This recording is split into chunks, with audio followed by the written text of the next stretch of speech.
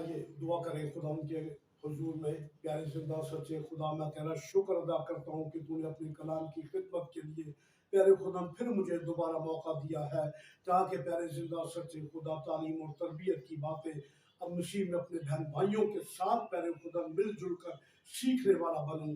प्यार के बड़े जिंदा सच्चे खुदा, इस वक्त अपने पाक रूह की प्यारे खुदा मुझे मदद दीजिए, मेरी मदद प्यारे खुदा कीजिए, ताकि इस कलाम मुकद्दस को प्यारे जिंदा सच्चे खुदा अपनी अक्ल और दानाई से नहीं बल्कि प्यारे जिंदा सच्चे खुदा रूहानी अक्ल और दानाई के साथ पेश करने वाला बनूं।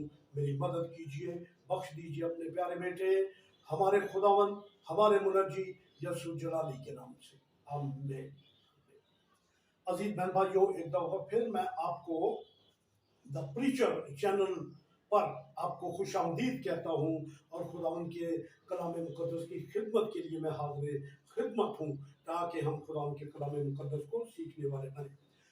अजीजों, इससे पहले मैंने आपके साथ अपने इस मैसेज का जो तकरीबन 1.5 घंटे का मैसेज है, इसका मैंने एक हिस्सा आपके सामने पेश किया था, और इसके अंदर मैंने आपको जो बातें बताई थी उन बातों के अंदर यानी एक पहला हिस्सा जो मैंने आपके सामने पेश किया था वो था खुदावंद का असला खाना, खुदावंद का असला खाना, सलाह खाना, इसके बारे में बात की। खुदावंद के हथियारों के बारे में मैंने आपसे बात की। तो आज इस मैसेज का दूसरा हिस्सा या दूसरी किस्त जो है वो जो मैं पेश करने वाला हूँ वो कस्तियों की सरजमीन के बारे में है कि कस्तियों की सरजमीन से इस हवाले के अंदर क्या मुराद है। एक दफा फिर आयत पढ़ता हूँ।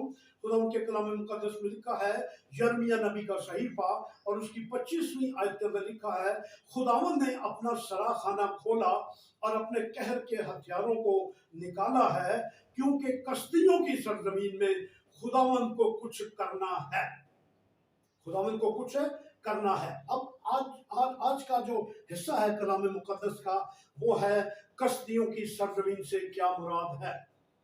कस्तियों की सरजमीन से क्या मुराद है, उस जमाने में क्या था, उस जमाने में क्या था और आज इससे क्या मुराद है। बात एक ही है, लेकिन वक्त और जमाने के साथ साथ तब्दीलियां कुछ आई हैं, उनके बारे में भी बात करेंगे। लेकिन सबसे पहले मैं चाहता हूं कि मैं थोड़ा सा आपको कसदी कौम का बैकग्राउंड, पस मंजर जो है मैं आपको वो बताऊं। इसका पस मंजर जो है कसदी कौम का वो ये है, अगर मेरे साथ शायद आप नहीं देख सकेंगे, लेकिन मैं आपके सामने बाइबल मुकद्दस में कुछ नक्शाजात दिए हुए हैं और उनमें से एक नक्शा जो है वो मेरे सामने है, और मैं उस नक्शे में मैं आपको कसदी कौम की, जहाँ ये रहते थे, जहाँ ये रहाइश पजीर थे, जहाँ इनकी रहाइश थी, ये कहाँ रहते थे, इनके इर्द गिर्द की अक़वामों के बारे में मैं आपको कुछ बताना चाहता हूँ। मेरे सामने एक नक्शा है जो बाइबल के बिल्कुल आखिर में दिया हुआ है।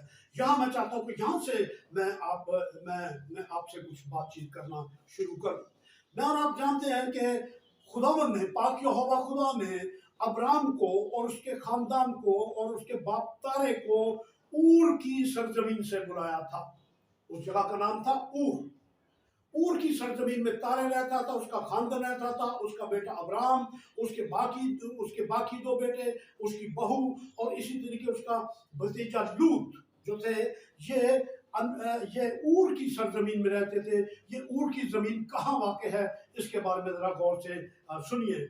ऊर का इलाका जो है ये बाबुल के करीब का इलाका है, बाबुल के इंतहाई करीब का इलाका है, बल्कि बाबुल थोड़ा सा दूर है।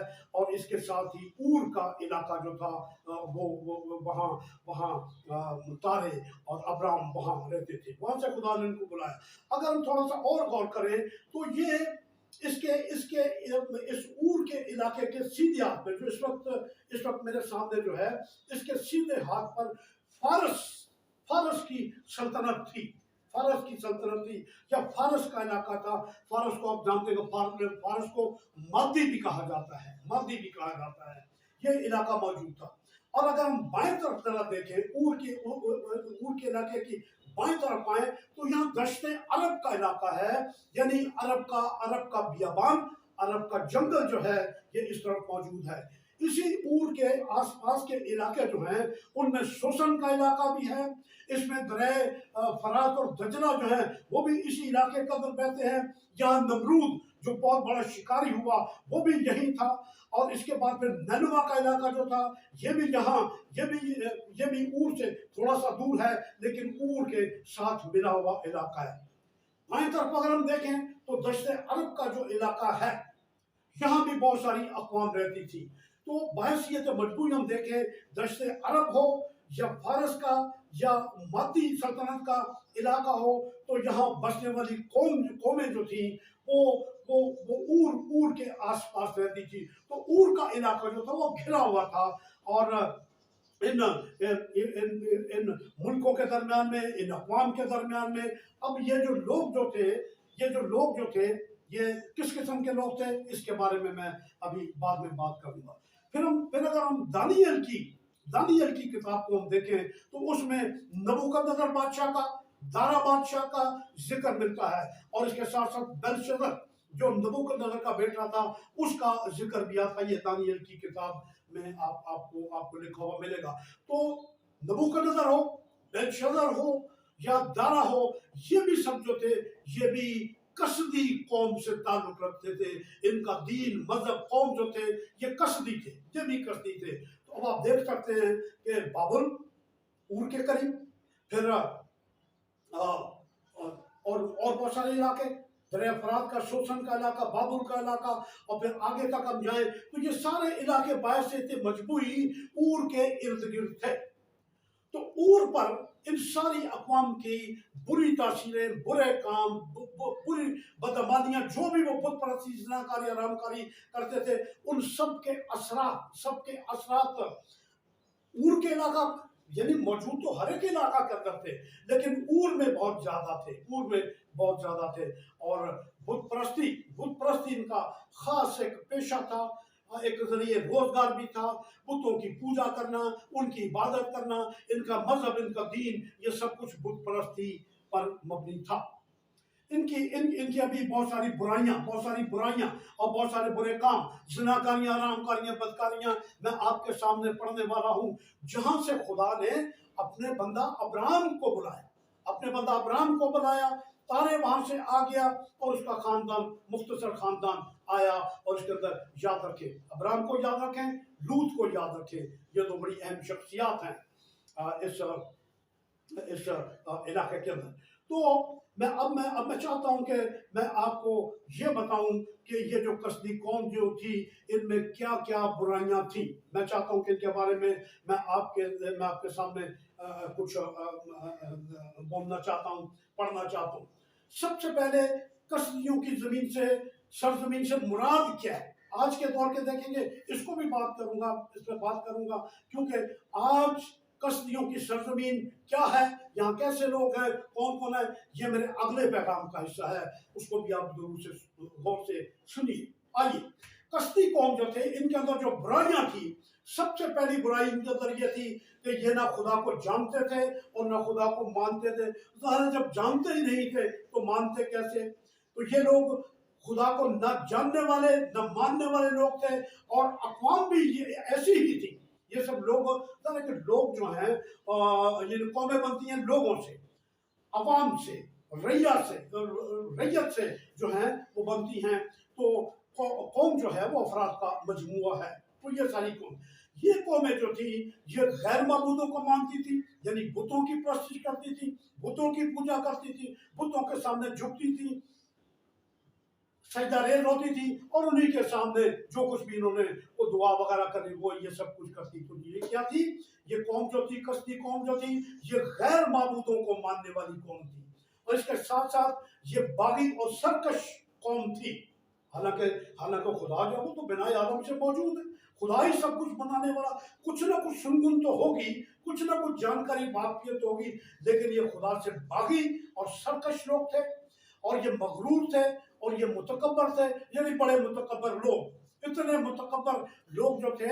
और अगर हम नैनवा को देखें, और फिर अगर हम यरीहू को के इलाके को देखें, तो ये कहते थे, यरीहो की दीवार के बारे में मैं आपको बता दूं, ये इतनी चौड़ी दीवार थी कि इस पर एक वक्त में 8 घोड़े इस दीवार पर दौड़ सकते थे। ये इतनी चौड़ी बड़ी दीवार थी। और ये क्या थी, ये इन्होंने अपने आप को महफूज रखने के लिए भी बनाई हुई थी, ये सब था। लेकिन ये इसके बाद की बात है, ऊर की सरजमीन, या इन तमाम हालात और वाक़यात के बाद की बात है। फिर इसको मैं यहाँ छोड़ता हूँ। तो ये लोग जो थे, ये शैतान के पैरोकार थे, शैतान के परस्तार थे, शैतान की इबादत करते थे। और शैतान जो है, ज़ाहिर है शैतान जो है, उसका पहला हरबा जो वो इस्तेमाल करता है, वो खुदा की तरफ से लोगों का ध्यान हटा के इंसानों के बनाए बुत और खुदाओं की तरफ उनको मुतवज्जे करता है, उस तरफ लाता है। शैतान तो जानता है कि खुदा मौजूद है, लेकिन हो सकता है उस वक्त की सारी अक़वाम खुदा को ना जानती, लेकिन फिर भी हम ये नहीं कह सकते कि ये अक़वाम बिल्कुल खुदा से नावाकिफ थे, जानकारी कुछ ना कुछ थी। तो इसके साथ साथ ये खुदा का मुकाबला करने वाले लोग थे। और खुदा के मुकाबले की मिसाल में मिलती है कि जो इन्होंने मीनारा बनाया, जो बहुत ऊंचा मीनार बनाया उन्होंने, वो क्या था, वो इस वजह से था कि ये खुदा तक पहुंचना चाहते थे।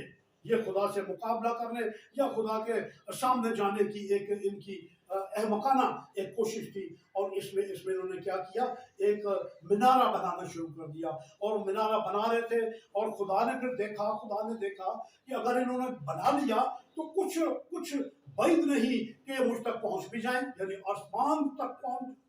तो खुदा ने क्या किया, खुदा ने इनके अंदर जुबानों की फूट डाली, यानी इनकी जुबानों में इख्तलाफ डाला। और ये फिर एक दूसरे की बात ना समझी, तो ये इनका मंसूबा जो था वो नाकाम रह गया, अधूरा रह गया। तो ये था, खुदा से मुकाबला करने वाले लोग थे। ये शैतान को खुदा मानते थे, उसको मानते थे, और उसी की ये इबादत करते थे। ये इंतहाई जालिम लोग थे, और ये जाबिर लोग थे, ये झूठे लोग थे, और ये खुदा को नापसंद करने वाले, खुदा को पसंद नहीं करते थे, और ये खुदा को रद्द करने वाले लोग थे।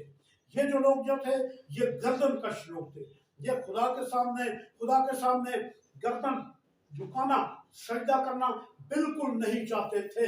हालांकि कुछ ना कुछ जानकारी तो जरूर होगी, वाकफियत होगी, लेकिन ये इससे भी, यानी ये क्या थे, ये गर्दन कश थे। ये दिल और कान के नामख्तून थे, ना कुछ कानों से सुनना चाहते थे, ना कुछ आंखों से देखना चाहते थे, ना सोच विचार करना चाहते थे। बस जैसी बुरी जिंदगी गुजार रहे थे, ये उसी के अंदर मसरूफ और मशगूल थे, और इसी के अंदर इनकी जिंदगी के अयाम और दिन गुजर रहे थे। अब आप देख सकते हैं कि ऊर के इलाका का इर्द गिर्द किस किस्म की कौमें थी, क्या थी। और फिर मैं एक बात और भी कह दूं कि इनके बेशुमार खुदा थे। एक खुदा नहीं था, बेशुमार खुदा था। यानी हर कौम ने, हर कबीले ने अपना अपना खुदा बना रखा था, और उसकी परस्तिश करते थे। और इसकी अगर मैं आपको एक मिसाल दूं, ज़हूर इस्लाम के वक्त खाने काबा में जो बुत पड़े हुए थे, उनकी तादाद 360 बताई जाती है, कि 360 बुत जो थे वो खाने काबा के अंदर मौजूद थे। अब ये जो बुत जो थे, जाहिर है कि ये हर कौम ने अलग अलग अपना बुत बना रखा था, अलग अलग अपना खुदा बना रखा था, और ये उसकी इबादत और परस्तिश करते थे। और इसके लिए दश्त अरब का यानी जंगल के बियाबान का, या जंगल का इलाका, या अरब का इलाका जो था, इसके लिए मशहूर था। और यहाँ 360 खुदाओं का जिक्र तो हमें मिलता है, ठीक है, खाने काबा के अंदर तकरीबन 360 बुत थे, और ये अलग अलग कौम का अलग अलग खुदा था जिनकी परस्तिश करते थे। तो आप अंदाजा कर सकते हैं कि ये किस कदर बुतों को मानने वाले, उनकी परस्तिश करने वाले, और ये सारे बुरे काम करने वाले लोग जो थे, ये किस कदर इनके अंदर बुराई पाई जाती थी। तो फिर खुदा ने ये सब कुछ देखा, और खुदा को गुस्सा आया, और खुदा जो था ये, अब देखें, तूफान नूह आया, اس کے بعد پھر قومیں بنی، قومیں بنی، قومیں بننے کے بعد اب ظاہر ہے کہ بہت ساری قومیں جو تھیں. اچھا اب اس میں ہم لوگ ایک چیز پر اور غور کریں گے، اور وہ چیز جو وہ یہ ہے کہ دیکھیں میں بائبل میں سے ایک حوالہ پڑھنا چاہتا ہوں، اور وہ ہے پیدائش کی کتاب، اس کا 12واں باب میں میں کچھ پڑھنا چاہتا ہوں. خدا نے جب اپنے بندے ابراہم کو اور کے علاقے سے، اس کے خاندان کو جہاں بلایا، تو خدا نے ابراہم سے کیا بات کی، یہ میں آپ کے سامنے ضرور پڑھنا چاہتا ہوں.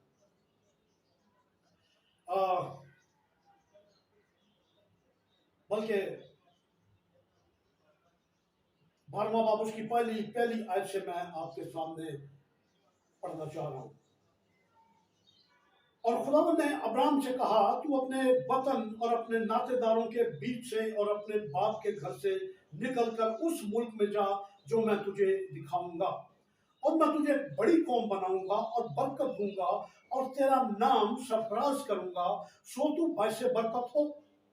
جو تجھے مبارک کہے ان کو میں برکت دوں گا، اور جو تجھ پر لعنت کرے اس پر میں لعنت کروں گا، اور زمین کے سب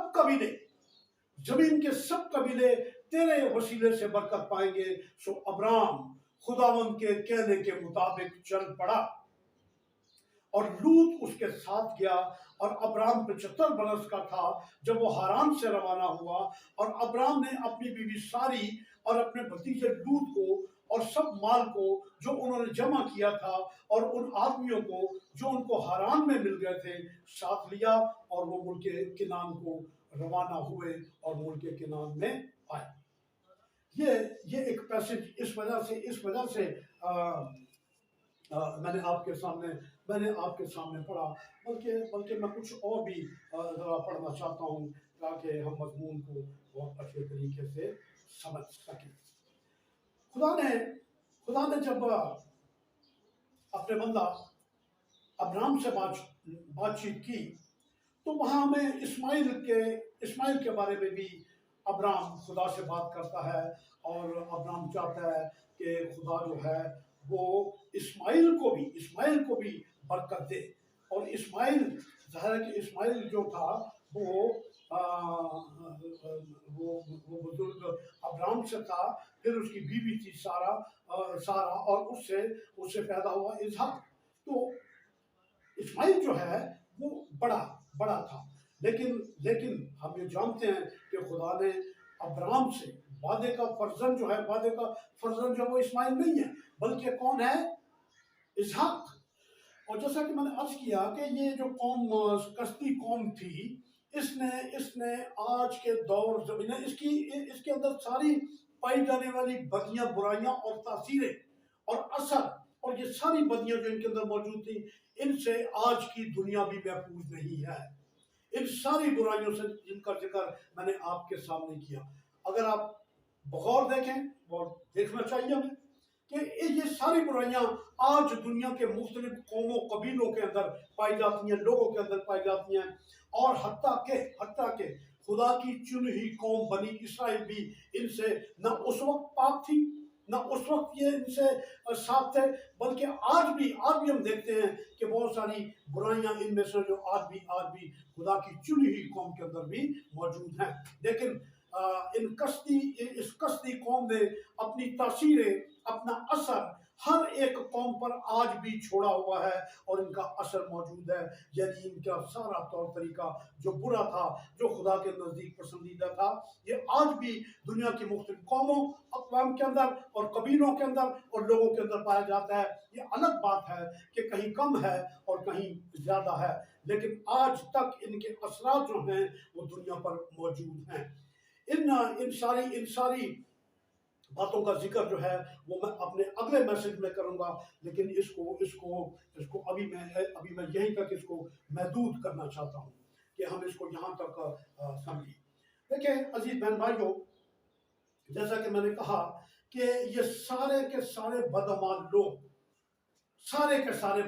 لوگ جو اس وقت تھے आज भी कहीं ना कहीं मौजूद हैं, दुनिया के हर कौम के अंदर, हर कबीले के अंदर मौजूद हैं। और क्या है, तो और आपको कोई भी खित्ता जमीन ऐसा नजर नहीं आएगा जहां ये सारी बुराइयां थोड़ी या ज्यादा तादाद के अंदर दुनिया के कौमों के अंदर मौजूद हो, लोगों के अंदर ये मौजूद हो। ये सारे बदअमाल लोग जो हैं, ये दुनिया में आपको हर एक जगह, हर कौम में और हर कबीले में नजर आएंगे। ये वो तबाकुन और बड़े ही दूर असरात थे जो कसदी कौम ने दुनिया की तारीख पर मुरतब किए हैं। और दुनिया जो है वो आज तक इन सारी तासीरों से आज़ाद नहीं हो सकी जिनका जिक्र मैंने आपके सामने किया।